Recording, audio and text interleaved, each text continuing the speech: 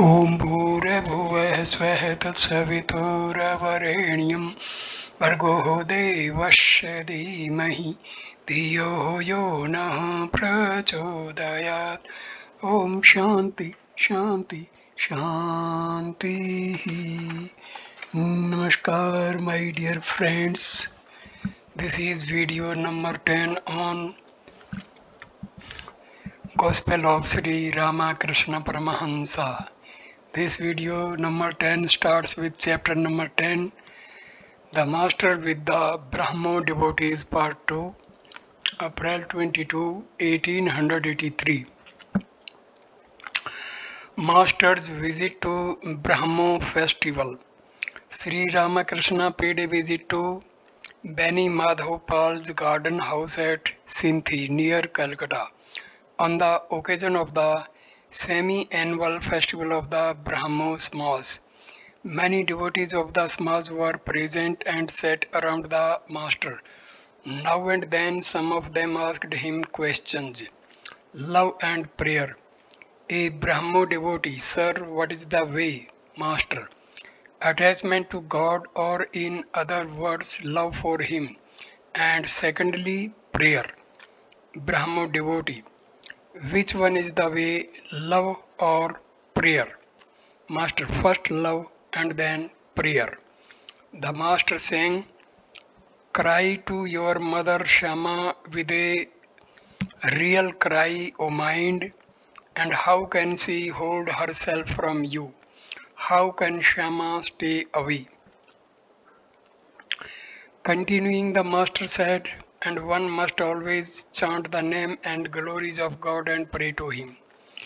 An old metal pot must be scrubbed every day. What is the use of cleaning it only once? Further, one must practice discrimination and renunciation. One must be conscious of the unreality of the world. Brahmo, is it good to renounce the world? Master, not for all. Those who have not yet come to the end of their enjoyment should not renounce the world. Can one get drunk on 2 annas worth of wine? How to lead a householder's life? Brahma.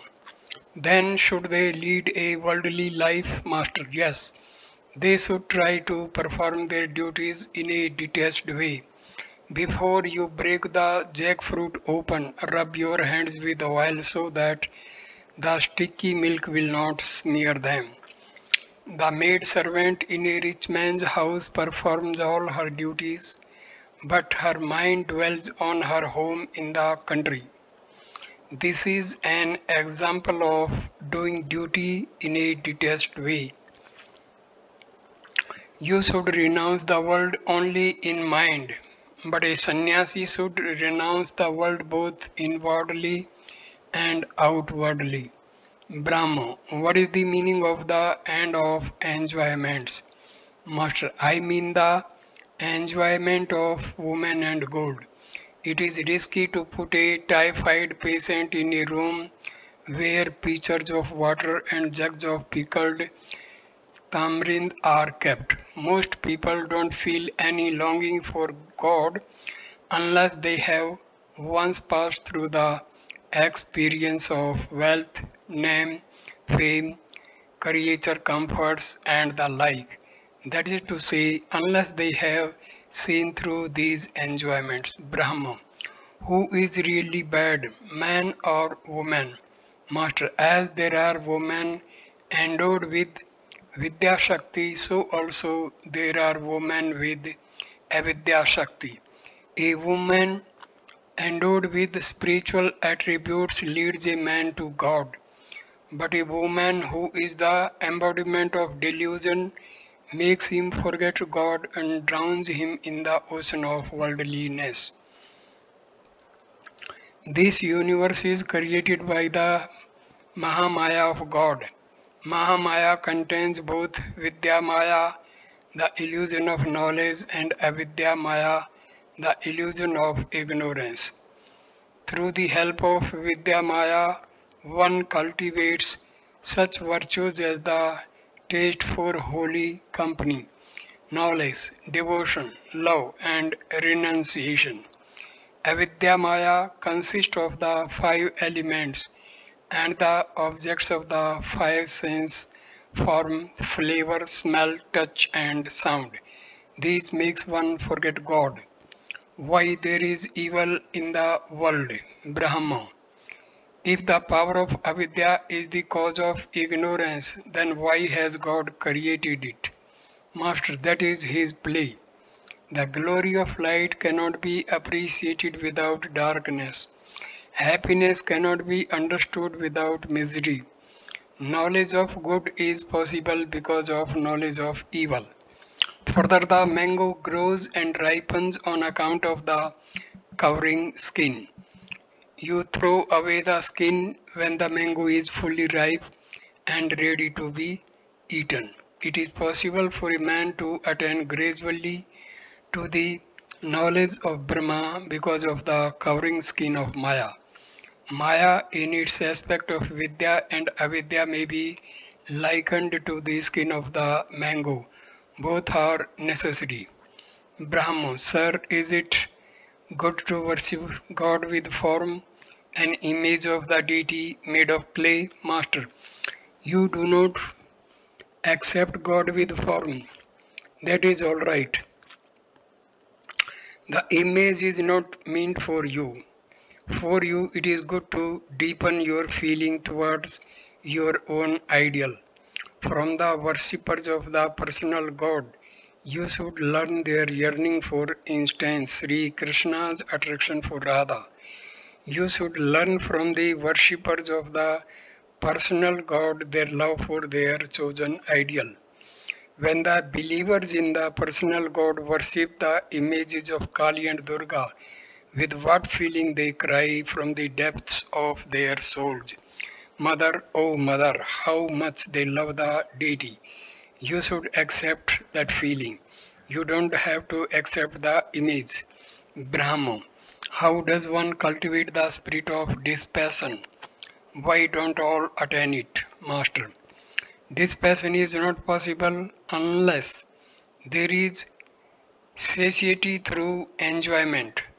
You can easily cajole a small child with candies or toys, but after eating the candies and finishing its play, it cries, I want to go to my mother.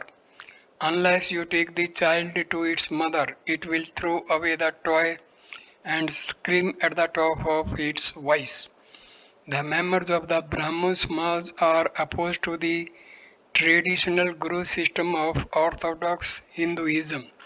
Therefore, the Brahmo devotees ask the master about it. The need of a guru. Brahmo. Is spiritual knowledge impossible without a guru? Master. Satchitananda alone is the guru. If a man in the form of a guru awakens spiritual consciousness in you, then know for certain that it is God, the Absolute, who has assumed that human form for your sake. The Guru is like a companion who leads you by the hand. After the realization of God, one loses the distinction between the Guru and the disciple. That creates a very difficult situation. There the Guru and the disciple do not see each other. It was for this reason that Janaka said to Sukadeva, give me first my teacher's fee if you want me to initiate you into the knowledge of Brahma. For the distinction between the teacher and the disciple ceases to exist after the disciple attains to Brahma. The relationship between them remains as long as the disciple does not see God. It was dusk. Some of the Brahmo devotees said to the master, perhaps it is time for your evening devotions. Master, no, it is not exactly that. One should pass through these disciplines in the beginning. Later, one does not need the rituals of formal worship or to follow the injunctions. After dusk, the preacher of the Brahmo Samaj conducted the service from the pulpit. The service was interspersed with recitations from the Upanishads and the singing of Brahmo songs. After the service, the master and the preacher conversed. Personal God and formless deity. Master, well, it seems to me that both the formless deity and God with form are real. What do you say? Preacher, sir, I compare the formless God to the electric current which is not seen with the eyes but can be felt. Master, yes, both are true. God with form is as real as God without form. Do you know what describing God as being formless only is like? It is like a man's playing only a monotone on his flute, though it has seven holes, but on the same instrument another man plays different melodies. Likewise, in how many ways the believers in a personal God enjoy Him. They enjoy Him through many different attitudes. The serene attitude, the attitude of a servant, a friend, a mother, a husband, or a lover. You see, the thing is somehow or other to get into the lake of the nectar of immortality. Suppose one person gets into it by propitiating the deity with hymns and worship, and you are pushed into it. The result will be the same. Both of you will certainly become immortal. I give the Brahmos the illustration of water and ice. Satyachit Ananda is like an endless expanse of water. The water of the great ocean in cold regions freezes into blocks of ice. Similarly, through the cooling influence of divine law, Satchitananda assumes forms for the sake of the bhaktas. The rishis had the vision of supersensuous spirit form and talked with it. But devotees acquire a love body and with its help they see the spirit form of the Absolute.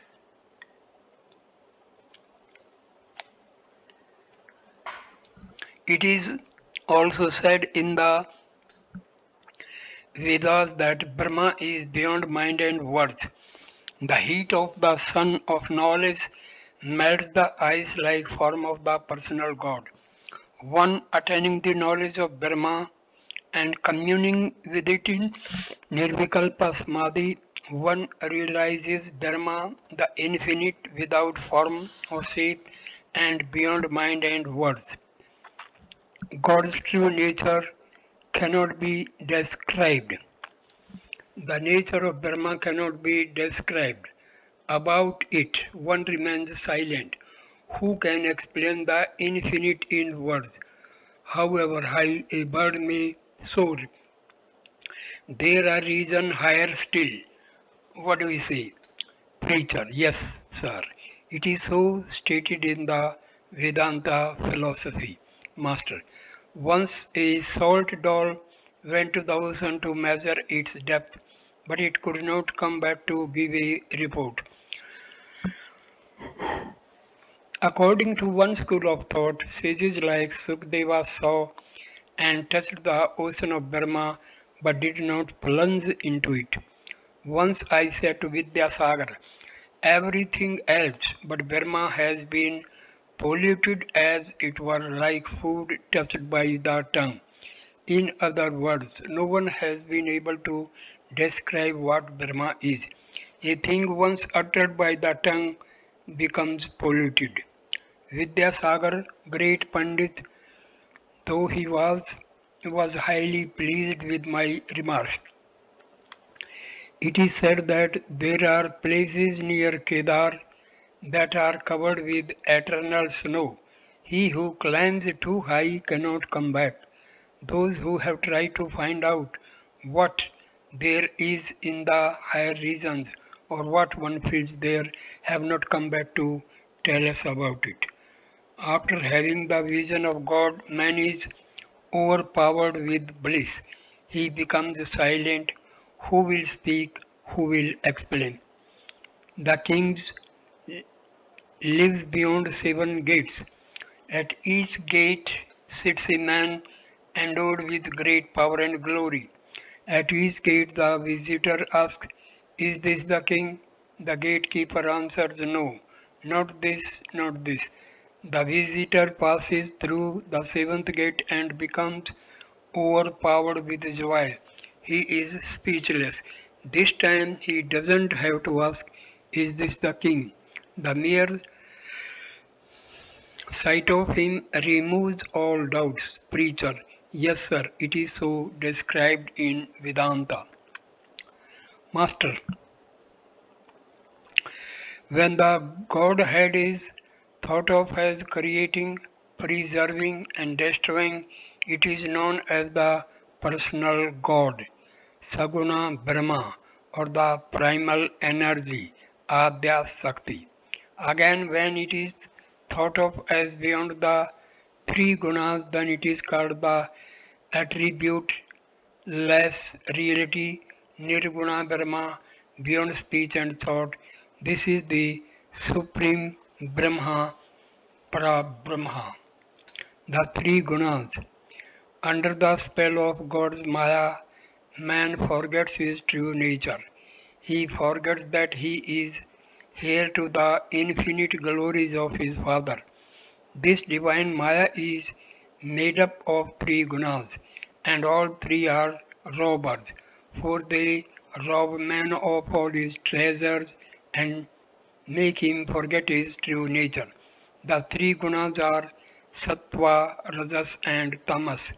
Of these, sattva alone points the way to God, but even sattva cannot take a man to God. Parable of the three robbers. Let me tell you a story. Once a rich man was passing through a forest when three robbers surrounded him and robbed him of all his wealth. After snatching all his possessions from him, one of the robbers said, "What is the good of keeping the man alive? Kill him." Saying this, he was about to strike their victim with his sword when the second robber interrupted and said, "There is no use in killing him. Let us bind him fast and leave him here. Then he won't be able to tell the police."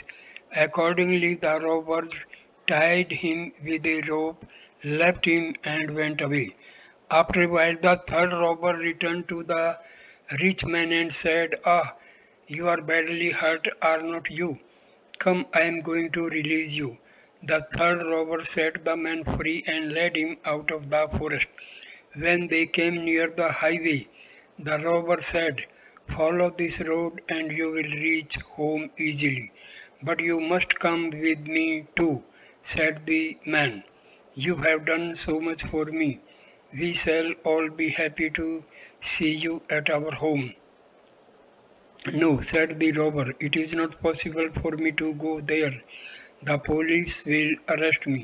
So saying, he left the rich man after pointing out his way. Now the first robber who said, "What is the good of keeping the man alive? Kill him," is tamas. It destroys. The second robber is rajas, which binds a man to the world and entangles him in a variety of activities. Rajas makes him forget God. Sattva alone shows the way to God. It produces virtues like compassion, righteousness, and devotion. Again, Sattva is like the last step of the stairs. Next to it is the roof. The Supreme Brahma is man's own abode. One cannot attain the knowledge of Brahma unless one transcends the three gunas. Preacher: You have given us a fine talk, sir. Master with a smile: Do you know the nature of devotees? When one devotee meets another, he says, "Let me speak and you listen, and when you speak, I shall listen." You are a preacher and teach so many people. You are a steamship and I am a mere fishing boat. All laugh. Wednesday, May 2, 1883. About 5 o'clock in the afternoon, Sri Ramakrishna arrived at the temple of the Brahmo Samaj in Nandan Bagan. accompanied by M. Rakhal and a few other devotees. At first, the master sat in the drawing room on the ground floor where the Brahmo devotees gradually assembled. Rabindranath Tagore and a few other members of the Tagore family were present on this occasion. Sri Ramakrishna was asked to go to the worship hall on the second floor. A desk had been built on the eastern side of the room. There were a few chairs and a piano in the hall. The Brahmo worship was to begin at dusk. Why temples are holy. As soon as the master entered the worship hall, he bowed low before the desk. Having taken his seat, he said to him and the other devotees, Narendra once asked me what good is there in bowing before the Brahmo Samaj temple. The sight of the temple recalled to my mind God alone. Then God consciousness is kindled in my mind. God is present where people talk about Him. One feels there the presence of all the holy places, places of worship, recall God alone to my mind. Once a devotee was overwhelmed when ecstasy at the sight of a babla tree. The idea flashed in his mind that the handle of the axe used in the garden of the temple of Radha Kanta was made from the wood of the babla. Another devotee had such devotion for his Guru that he would be overwhelmed with divine feeling at the sight of his Guru's neighbors. Krishna consciousness would be kindled in Radha's mind at the sight of a cloud, a blue dress, or a painting of Krishna. She would become restless and cry like a mad person, Krishna, where art thou? Gosal, but madness is not desirable. Master, what do you mean? Was Radha's madness the madness that comes from brooding over worldly objects and makes one unconscious? One attains that madness by meditating on God. Have not you heard of love madness and knowledge madness? A Brahmo devotee, how can one realize God? Master, by directing your love to Him and constantly reasoning that God alone is real and the world illusory.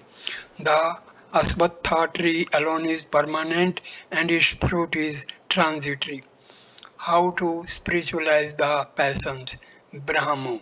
We have passions like anger and lust. What shall we do with these? Master, direct the six passions to God.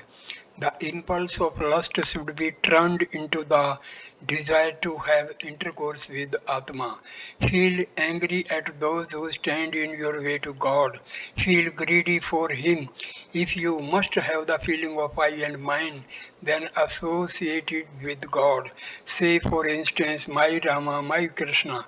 If you must have pride, then feel like Bhishma Vibhishana, who said, I have touched the feet of Rama with my head, I will not bow this head before anyone else. Responsibility for sins. Brahmo, if it is God that makes me do everything, then I am not responsible for my sins. Master, with a smile. Yes, Duryodhana also said that, O Krishna, I do what thou seated in my heart makest me do. If a man has the firm conviction that God alone is the doer and he is his instrument, then he cannot do anything sinful. He who has learned to dance correctly never makes a false step. One cannot even believe in the existence of God until one's heart becomes pure. Sri Ramakrishna looked at the devotees assembled in the worship hall and said, It is very good to gather in this way, now and then, and think of God and sing His name and glories. But the worldly man's yearning for God is momentary. It lasts as long as a drop of water on a red hot frying pan. Brahmo worship. The worship was about to begin, and the Big hall was filled with Brahmo devotees. Some of the Brahmo ladies sat on chairs with music books in their hands. The songs of the Brahmo Smas were sung to the accompaniment of harmonium and piano. Sri Ramakrishna's joy was unbounded. The invocation was followed by a prayer and then the worship began. The acharyas seated on the platform recited from the Vedas.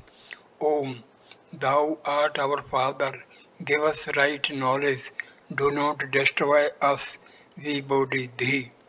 We bow to thee. The Brahmo devotees chanted in chorus with the acharyas. Om. Brahma is truth, knowledge, infinity. It shines as bliss and immortality. Brahma is peace, blessedness, and the one without a second.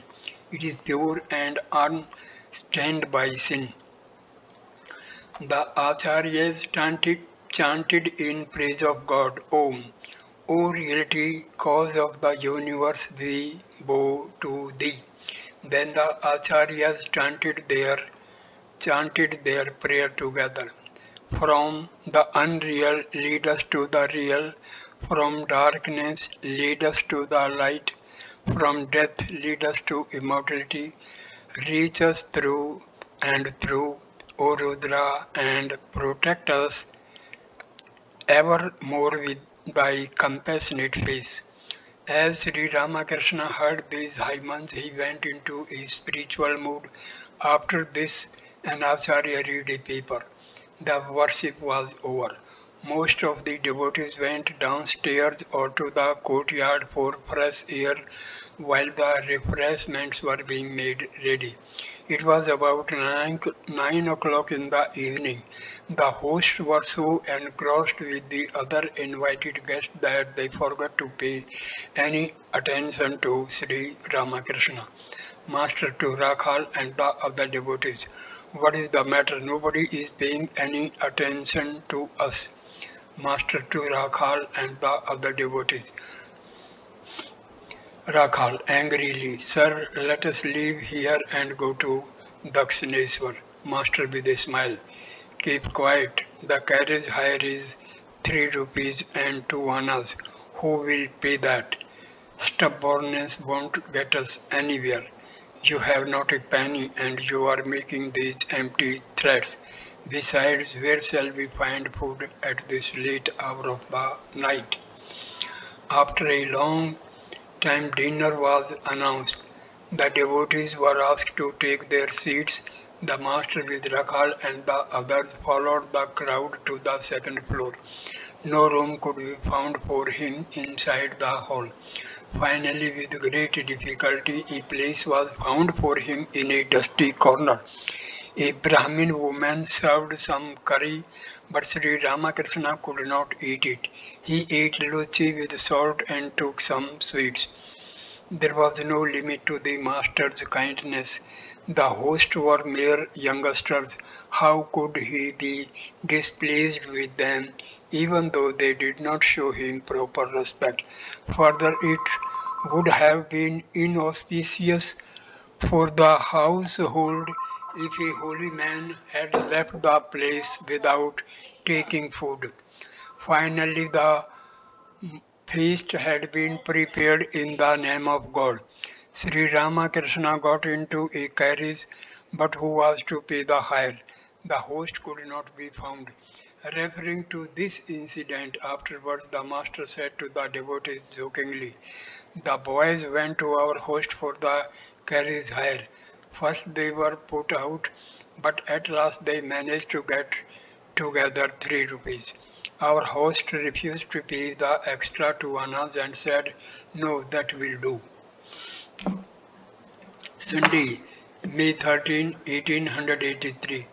The master paid a visit to the Hari Bhakti Pradayani Sabha of Kanspriyapara, Kansaripara in Calcutta on the anniversary day of that religious society.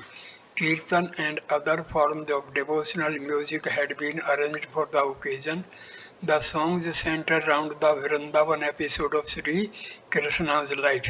The theme was Radha's pick because of Sri Krishna's having visited Chandravali, another of the gopis of Vrindavan. Radha's friends tried to console her and said to her, "Why are you piqued? It seems you are not thinking of Krishna's happiness but only of your own." Radha said to them, "I am not angry at his going to Chandravali's grove, but why should he go there? She doesn't know how to take care of him." May 20, 1883. The following Sunday, a kirtan was arranged at the house of Ram, one of the master's householder devotees. Sri Ramakrishna graced the occasion with his presence. The musicians sang about Radha's pangs at her separation from Krishna. Radha said to her friends, "I have loved to see Krishna from my childhood. My fingernails are worn off from counting the days on them till I shall see him. Once he gave me a garland. Look, it has withered, but I have not yet thrown it away. Alas, where has the moon of Krishna risen now? Has that moon gone away from my firmament, afraid of the Rahu of my peak? Alas, shall I ever see Krishna again? Oh, my beloved Krishna, I have never been able to look at you to my heart's complete satisfaction. I have only one pair of eyes. They blink and so hinder my vision. And further, on account of streams of tears, I could not see enough of my beloved. The peacock feather on the crown of his head shines like a arrested lightning. The peacock, seeing Krishna's dark cloud complexion, would dance in joy, spreading their tails. Oh friends, I shall not be able to keep my life breath.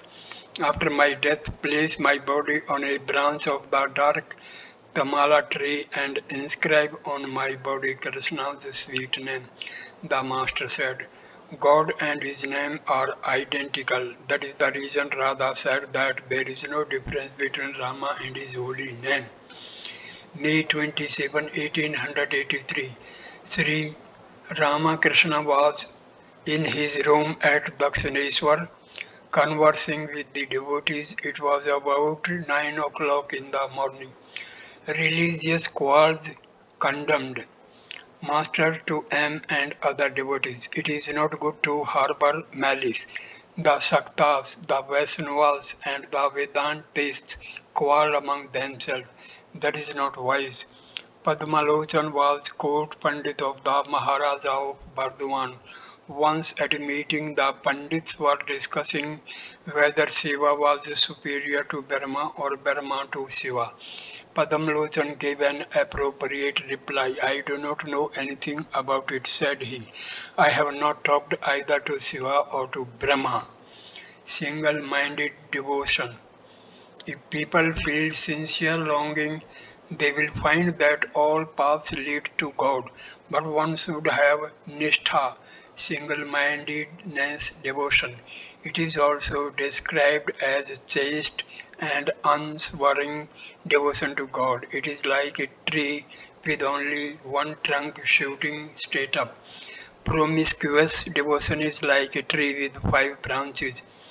Such was the single-minded devotion of the gopis to Krishna that they did not care to look at anyone but the Krishna they had seen at Vrindavan. The shepherd Krishna, bedecked with a garland of yellow wild flowers and wearing a peacock feather on his crest at the sight of Krishna at Mathura, with a turban on his head and dressed in royal robes. The gopis pulled down their veils. They would not look at his face. "Who is this man?" they said. "Should we violate our chaste love for Krishna by talking to him?" The devotion of the wife to her husband is also an instance of unswerving love. She feeds her brothers-in-law as well and looks after their comforts, but she has a special relationship with her husband. Likewise, one may have that single-minded devotion to one's own religion, but one should not on that account hate other faiths. On the contrary, one should have a friendly attitude towards them. The master bathed in the Ganges and then went to the Kali temple with M. He sat before the image and offered flowers at the feet of the Divine Mother.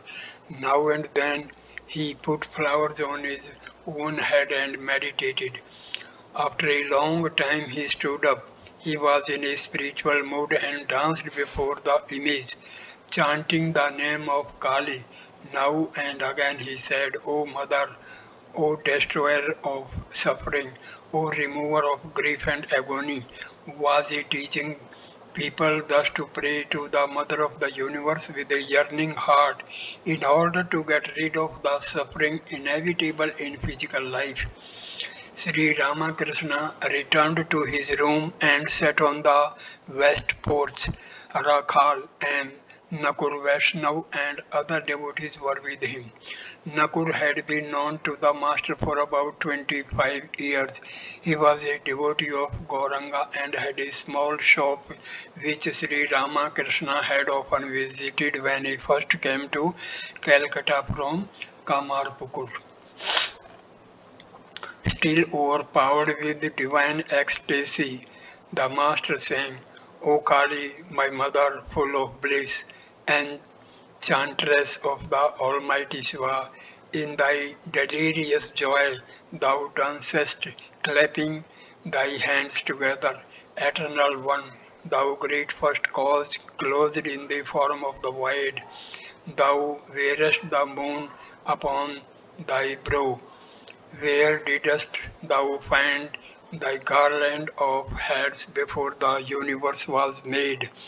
Thou art of the mover of all that move, and we are but thy helpless toys. We move alone as thou movest us and speak as through us thou speakest. But worthless Kamal Kanta says, fondly berating thee, confoundress with thy flashing sword. Thoughtlessly thou hast put to death my virtue and my sin alike. He sang again, Mother, thou art our soul redeemer, thou the supporter of the three gunas, higher than the most high, thou art compassionate, I know, who takest away our bitter grief. Sandhya art thou and Gayatri, thou dost sustain this universe. Mother, the help art thou of these that have no help but thee. O eternal beloved of Shiva, thou art in earth, in water thou liest at the root of all. In me, in every creature, thou hast thy home, thou clothed with form, yet art thou formless reality. The master sang a few more songs in praise of thy divine mother. Then he said to the devotees, it is not always best to tell householders about the sorrows of life. They want bliss. Those who suffer from chronic poverty can go without food for a day or two, but it is not wise to talk about the sorrows and miseries of life to those who suffer if their food is delayed a few minutes. Vaishnavacharan used to say, why should one constantly dwell on sin, be merry? While the master was resting after his midday meal, Manohar Goswami, a singer of Kirtan, arrived. He sang about the ecstatic love of Gauranga and the divine episode of Vrindavan. The master was absorbed in a deep spiritual mood. He tore off his shirt and said to the melody of the Kirtan, assuming the attitude of Radha, O Krishna, my beloved, O friends, bring Krishna to me, then you will be real friends. or take me to him, and I will be your slave forever. The musician sat spellbound at Sri Ramakrishna's ecstasy. Then he said with folded hands, "Won't you please rid me of my worldliness? Master, you are like the holy man who went about the city after first finding a lodging. You are a sweet person and express many sweet ideas." Musician, sir, I am like the bullock that only carries the bag of sugar but cannot taste it. Alas, I myself do not enjoy the sweetness of divine bliss. The melodious music went on and all were filled with joy. Saturday, June to 1883. Sri Ramakrishna had been invited to visit the homes of his devotees Balram, Adhar and Ram in Calcutta. Devotional music had been arranged by Adhar and Ram. The master was accompanied in the carriage by Rakhal M and others. As they drove along, Sri Ramakrishna said to the devotees, "You see, sin flies away when love of God grows in a man's heart, even as the water of the reservoir dug in a meadow dries up under the heat of the sun. But one cannot love God if one feels attracted to worldly things, to women and gold. Merely talking the woe of monastic life will not help a man if he is attached to the world. It is like swallowing your own spittle after spitting it out on the ground." After a few minutes, the master continued, "The members of the Brahmo Samaj do not accept God with form. Narendra says that God with form is a mere idol. He says further what? He still goes to the Kali temple." Sri Ramakrishna and his party arrived at Balram's house. Yajnanath of Nandan Bagan came to invite the master to his house at 4 o'clock in the afternoon. Sri Ramakrishna agreed to go if he felt well. After Yajnanath's departure, the master went into an ecstatic mood. He said to the Divine Mother, "Mother, what is all this? Stop. What are these things thou art showing to me? What is it that thou dost reveal to me through Rakhal and others? The form is disappearing. But mother, what people call man is only a pillowcase, nothing but a pillowcase. Consciousness is thine alone.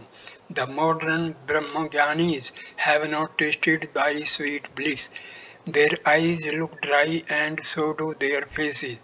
They won't achieve anything without ecstatic love of God. Mother, once I asked thee to give me a companion just like myself. Is that is that why the Buddha has given me Rakhal?" Thy master went to the master went to Adhar's house where arrangements were being made for the kirtan. Many devotees and neighbors had gathered in Adhar's drawing room, anxious to listen to the master's words. Spiritual inspiration comes from God, Master to the devotees. Both worldliness and liberation depend on God's will. It is God alone who has kept man in the world in a state of ignorance, and man will be free when God of his own sweet will calls him to himself. It is like the mother calling the child at mealtime when he is out playing. When the time comes for setting a man free, God makes him seek the company of holy men. Further, it is God who makes him restless for spiritual life. A neighbor, what kind of restlessness, sir, master? Like the restlessness of a clerk who has lost his job. He makes the round of the offices daily and asks whether there is any vacancy. When that restlessness comes, man longs for God. A fop seated comfortably with one leg over the other, chewing betel leaf and twirling his moustaches, a carefree dandy cannot attain God. Neighbor, Can one get this longing for God through frequenting the company of holy men? Master, yes, it is possible, but not for a confirmed scoundrel. A sannyasis Kamandalu made of beetle gourd travels with him to the four great places of pilgrimage but still does not lose its bitterness. The kirtan began. The musician sang of Sri Krishna's life in Vrindavan. Radha, friend, I am about to die. Give me back my Krishna, friend. But Radha, the cloud of Krishna was up, ready to burst into rain. It was yourself who blew it away with the strong wind of your pick. You are certainly not happy to see Krishna happy, or why were you picked? Radha, but this pride was not mine. My pride has gone away with him who made me proud. After the music, Sri Ramakrishna conversed with the devotees. Master, the gopis worshipped Katyayani in order to be united with Sri Krishna. Everyone is under the authority of the Divine Mother, Mahamaya, the primal energy. Even the incarnations of God accept the help of Maya to fulfill their mission on earth. Therefore, they worship the primal energy. Don't you see how bitterly Rama wept for Sita? Brahma weeps ensnared in the message of Maya. Vishnu incarnated himself as a sow in order to kill the demon Hiranyakasha. After killing the demon, the sow remained quite happy with her young ones, forgetting her real nature as she was suckling them very contentedly. The gods in heaven could not persuade Vishnu to relinquish his soul's body and return to the celestial regions. He was absorbed in the happiness of his beast form. After consulting among themselves, the gods sent Shiva to the sow. Shiva asked the soul, why have you forgotten yourself? Vishnu replied through the soul's body, why I am quite happy here. Thereupon, with a stroke of his trident, Shiva destroyed the soul's body and Vishnu went back to heaven. Ramachandra Datta. From Adhar's house, Sri Ramakrishna went to Rama's house. Ramchandra Datta, one of the chief householder disciples of the master, lived in Calcutta. He had been one of the first to announce the master as an incarnation of God. The master had visited his house a number of times, unstintingly praised the devotion and generosity of this beloved disciple. A few of the master's disciples made Rama's house virtually their own dwelling place. Ram had arranged a special festival to celebrate the master's visit. The small courtyard was nicely decorated. A Kathak seated on a raised platform was reciting from the Bhagavata when the master arrived. Ram greeted him respectfully and seated him near the reader. The disciple was extremely happy. The Kathak was in the midst of the story of King Harishchandra. Story of Harishchandra. The great King Harishchandra of the Purana was the embodiment of generosity. No one ever went away from him empty-handed. Now the sage Vishwamitra, wanting to test the extent of the king's charity, extracted from him a promise to grant any boon that he might ask. Then the sage asked for the gift of the sea-girt world of which Harishchandra was king. Without the slightest hesitation, the king gave away his kingdom. Then Vishwamitra demanded the auxiliary fees, which alone makes charity valid and meritorious. The Kathak continued his recitation. Vishwamitra said to the king, O king, you have given away the entire world which was your kingdom. It now belongs to me. You cannot claim any place here, but you may live in Banaras, which belongs to Shiva. I shall lead you there with your wife Saibaya and Rohitswa, your son. There you can procure the auxiliary fees that you owe me. The royal family, accompanied by the sage, reached Banaras and visited the temple of Shiva. At the very mention of Shiva, the master went into spiritual mood and repeated the holy name several times indistinctly.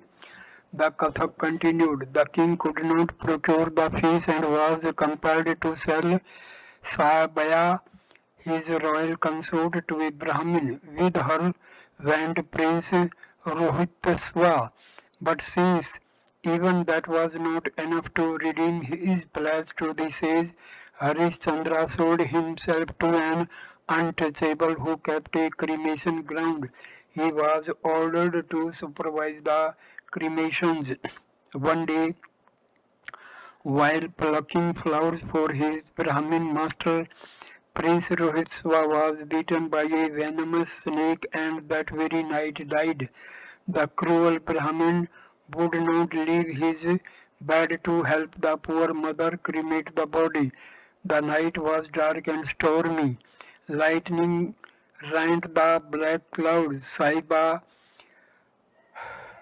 started for the cremation ground alone, carrying the body of her son in her arms. Smitten with fear and overpowered with grief, the queen filled heaven and earth with her wailing. Arriving at the cremation ground, she did not recognize her husband, who demanded the usual fees for the cremation. Saibaya was penniless and wept bitterly at her unending misfortunes. The the impenetrable darkness was illumined only by the terrible flames of the cremation pyres. Above her the thunder roared, and before her the uncouth guardian of the cremation ground demanded his fees. She who had once been queen of the world sat there with her only child dead and cold on her lap. The devotees burst into tears and loudly lamented this tragic episode of a royal life. And what was the master doing? He was listening to the recital with rapt attention. Teardrops appeared in his eyes and he wiped them away. The Kathak continued. When the queen, wailing bitterly, uttered the name of her husband, Harishchandra at once recognized his wife and son. Then the two wept for the dead prince.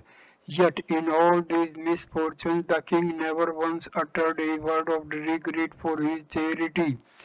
Finally the sage Vishwamitra appeared and told them that he had only wanted to put the king's charitable impulses to a crucial test. Then through his spiritual power the sage brought the prince back to life and returned to the king his lost kingdom. Story of Uddhava.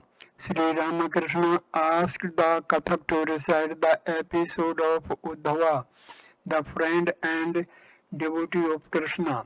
At the request of Krishna, Uddhava had gone to Vrindavan to console the cowherds and the gopis who were sore at heart because of their separation from their beloved Krishna. The Kathak said, when Uddhava arrived at Vrindavan, the gopis and cowherd boys ran to him eagerly and asked him, how is our Krishna? Has he forgotten us altogether? Does not he even speak our names? So saying, some of them wept. Others accompanied him to various places in Vrindavan, still filled with Krishna's sweet memory. They said, here it was that Krishna lifted up Mount Govardhan, and here he killed the demons sent by the evil-minded Kansa. In his meadow he tended his cows. Here on the bank of the Jamuna he sorted out with the gopis. He sported with the gopis. Here he played with the cowherd boys, and here in those groves he met the gopis secretly. Uddhava said to them, "Why are you so grief-stricken at Krishna's absence? He resides in all beings as their indwelling spirit. He is God himself and nothing can exist without God." But said the gopis, "We do not understand all that. We can neither read nor write. We know only our Krishna of Vrindavan, who played with us here in so many ways." Uddhava said, "Krishna is God himself. By meditating on him, man escapes from birth and death in the world and attains liberation." The gopis said, "We do not understand big words like liberation. We want to see the Krishna of our hearts." The master listened to the story from the Bhagavata with great attention and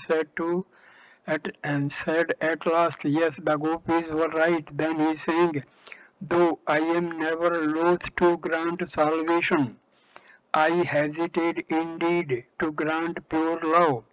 Whoever wins pure love surpasses all. He is adored by men.